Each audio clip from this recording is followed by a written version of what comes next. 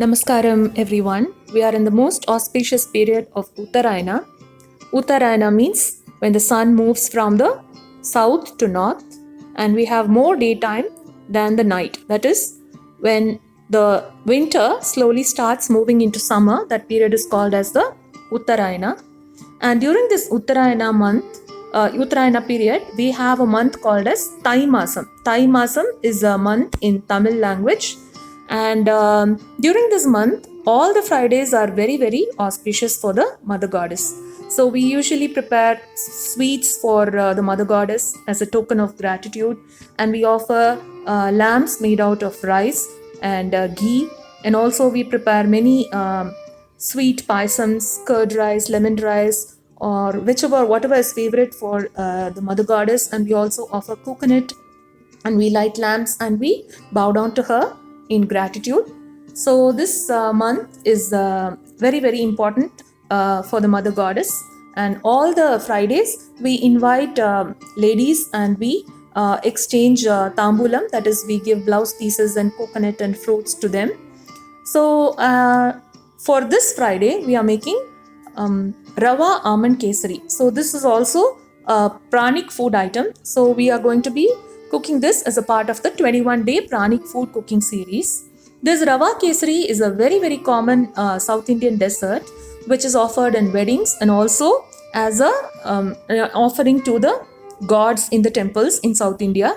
So it requires very simple ingredients. So we need a cup of rava, cup of sugar, and almond powder 3 tablespoons. If you don't have almond powder, you can skip it, or it's not a problem. And we need a cup of milk and 3 to 4 tablespoons of ghee and some crushed cashew nuts and a few strands of saffron and a few cardamom pods. So that's all we need for making Rava Kesari. And we are going to be preparing this kesari with milk and also with water.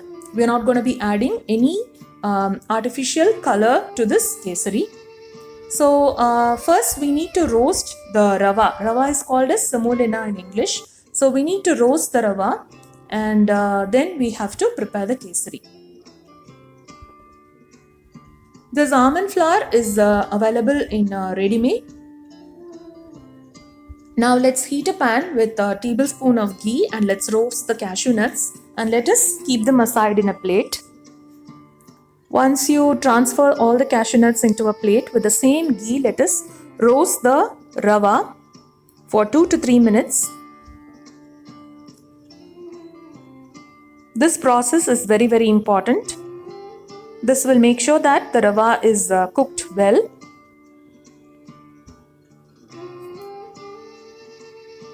Once the rava is roasted well, let's add the almond flour as well.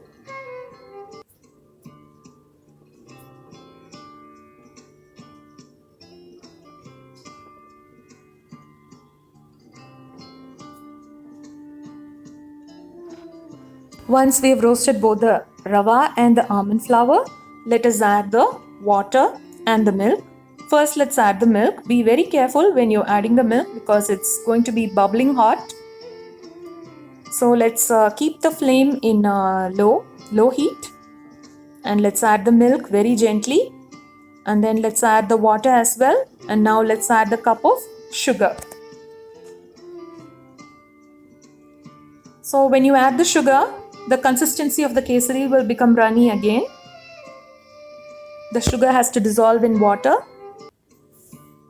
and milk, and it will become runny again. So we need to keep stirring it, else it will burn. So we need to be very careful so that it doesn't burn, and we have to keep stirring all the while. Now let's add the ghee little by little. About 3 to 4 tablespoons of ghee is more than sufficient for this kesari. Now let's add the saffron strands. So as you add the saffron strands, you can see the kesari turning into a light golden yellow.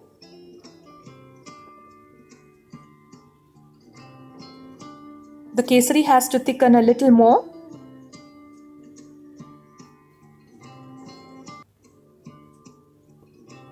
Once it is semi-solid, Let us turn off the heat. We are adding a little more ghee.